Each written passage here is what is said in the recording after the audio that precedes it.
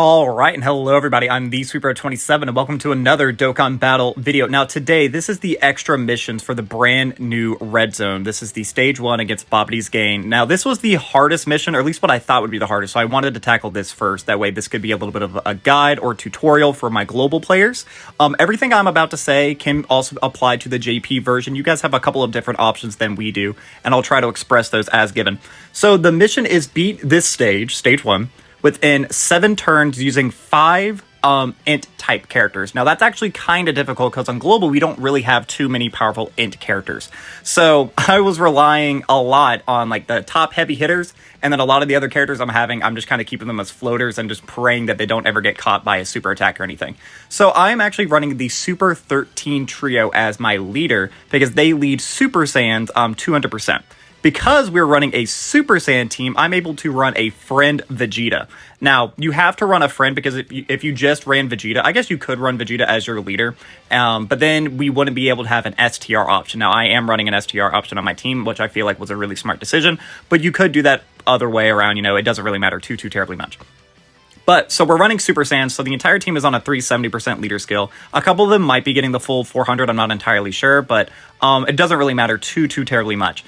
All that really matters is that we have a Vegeta, because Vegeta in this event, he is much more solid than running 2 copies of the SSJ trio from the Super 13 movie. So again, the strategy with this was really just trying to maneuver around, because this fight has a lot of gimmicks. In the starting phase, you lose 10% of your HP at the start of every round, so you got to be able to kill Yamu really quickly, which normally isn't a problem because we are running so many INT characters. A lot of them are able to one-tap them. So that's why I was focusing down Spovovich there at the start. I really do want to get through this phase as quickly as possible. Then once we get through this phase, we have kind of another tricky phase with the Yakan and the Pui Pui stage, because there's little gimmicks. They actually have a Dokkan territory domain where they actually get extra attack and defense, and in that way they actually hit like relatively hard there at the start.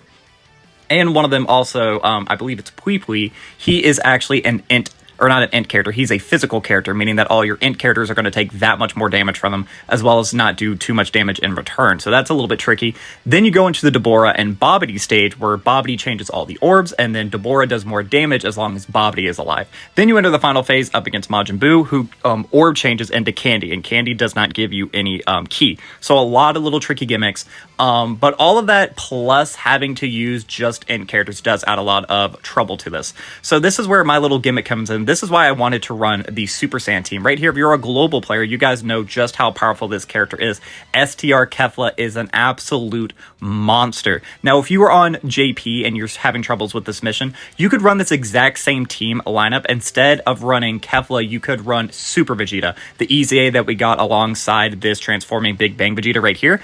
And you would essentially be doing the same thing. It's a lot of damage. He's not quite as defensive, but he could put up very similar offensive numbers. So I guess let's go ahead and talk about the rest of the team. So Kefla, I brought her primarily because that last phase is the physical unit, as well as this Pui Pui, he's physical as well. So having just that STR option who could do that little bit of extra damage, or maybe tank that little bit of extra damage from normals or whatever, is very crucial. Vegeta, we're running him again as our friend unit. That way we don't have to run an entire team of exclusively INT units. It gives us a little bit of variety. Plus this Vegeta, he's probably like he is 100% a top 10 character in the game. He stacks, he guards. Once you transform, he has the really powerful active skill. He does a lot of stuff. Plus he's a phenomenal leader, and he can go into slot 1, where the rest of this team really does struggle for a good slot 1 option.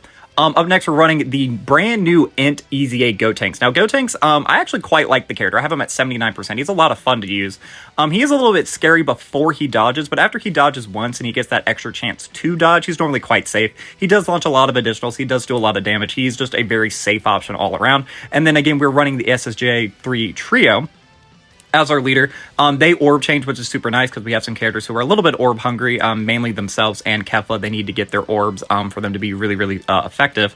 As well as his active skill is super powerful. He's really powerful for the first couple of turns. I believe it's the first 5 turns is when he has his extra damage reduction, which makes it super nice getting through these earlier phases. Now, it's the rest of the team where I felt way less confident in. So we're actually running Namek Goku. Now, Namek Goku, he can still put up really impressive like attack stats just because of how many additionals he is launching. Granted, like he's launching like 5, maybe 6 million super attack stats, so it's nothing like too wild, but he does launch a lot.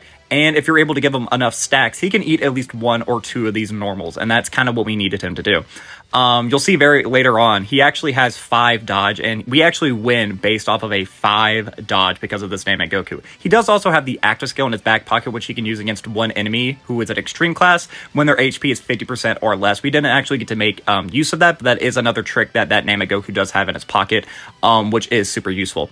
We're running Chilai here. Now, Chilai is one of my favorite characters to run without a leader skill, just because most of the time, even if you are running her on a leader skill, if she ever gets tagged, she's essentially dead. But she's giving really nice support, she's healing, she's dodging, she's rainbow orb changing. She is able to help the rest of the team kind of move forward and like really make good advances with what they need to do. It helps me maneuver, as well as giving me the scouter, so I'm able to kind of know what I want to do with my plays. Like right here, I actually see that Deborah is supering in slot 2, meaning I could actually kill Deborah first instead of worrying about Babidi, because normally you want to kill Babidi first, but if I'm able to kill Deborah first, that means I don't even have to worry about him supering me right out the gate, because him being more powerful is a lot scarier than the orb changing, because really, like this Babidi, his super attack really isn't that much. He does lower your defense on it, which can maybe be a bit scary, but again, he hit Vegeta, and Vegeta is like really my only slot 1 unit, so I don't really care too much about that.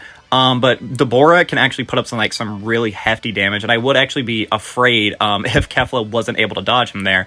That could potentially be like the end of the run. Because Kefla, she does dodge or whatever, and like that's fine, but like there's no way she's going to be tanking that even after she supers, with just how powerful that Deborah is as long as the Babidi is there. And then the final unit we have on our team is the INT EZA Future Gohan, who I mean I just ran him because I didn't really have any other options on Super Saiyans. I thought about bringing like Yardrat Goku, the free-to-play. Yardrat Goku, he is like still relatively decent, I would argue, because he has the 59% damage reduction in slot 2 or 3, and he does have the melee counters or whatever. But I don't think his starter turn defense would really be too much, not to mention since we're also on a time crunch, having just those free-to-play stats on his super attack effect, it really wasn't going to help me get through this quickly enough.